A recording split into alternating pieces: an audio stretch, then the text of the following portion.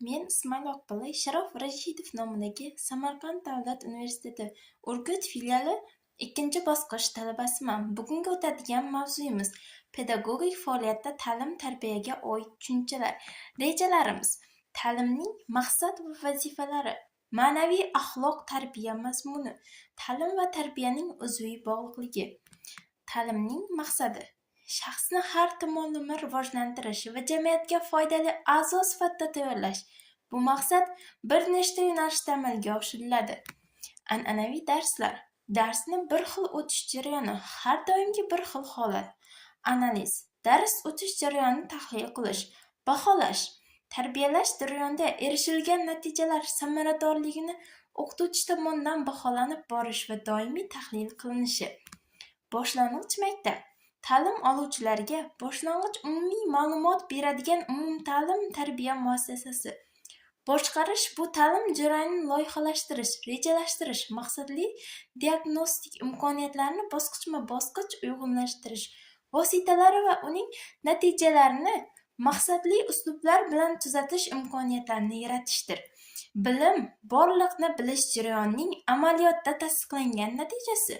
Bilish obyektiv borliq inson ongida aks ettirishning oliy shakli, haqiqiy bilimlar hosil qilish jarayoni. Baho: ta'lim oluvchilarga ularning ta'lim olishi, bilimlarni o'zlashtirishga nisbatan ijodiy yondashishni rag'batlantirish maqsadida ta'sir ko'rsatish vositasi. Ma'naviy axloqiy tarbiya mazmuni: bu shaxsni ijtimoiy, axloqiy va ma'naviy jihatdan yutuq etish, uning xarakteri, odob, axloqi va qadriyatlarini shakllantirish jarayonidir. Ma'naviy axloqiy tarbiya shaxsni axloqiy va ma'naviy jihatdan yutuq, jamiyatga foydali, mas'uliyatli inson sifatida shakllantirishni, o'zgalarning turmush tarzi, xulq-atvori, odatlari, his-tuyg'ulari, fikr-mulohazalari, g'oyalari va e'tiqodlariga nisbatan toqatli bo'lishidir. Insonparvarlik: odamzod qadri, erkinlik va qobiliyatlarining har tomonlama namoyon bo'lishi uchun kurashish, kishilarning baxt, saodati, teng huquqligi, adolatli hayotni ta'min etishga intilishni ifodalaydigan g'oya va qarashlar tizimi.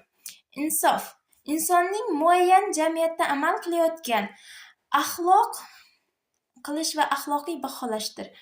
Ma'naviyat: insonni ruhan poklanish, qalban ulg'ayishga chorlaydigan, odamning ichki dunyosini, irodasini baquvvat, imon-e'tiqodini butun qiladigan, vijdonni uyg'otadigan beqiyos kuch, uning barcha qarashlarining mezoni hisoblanadi.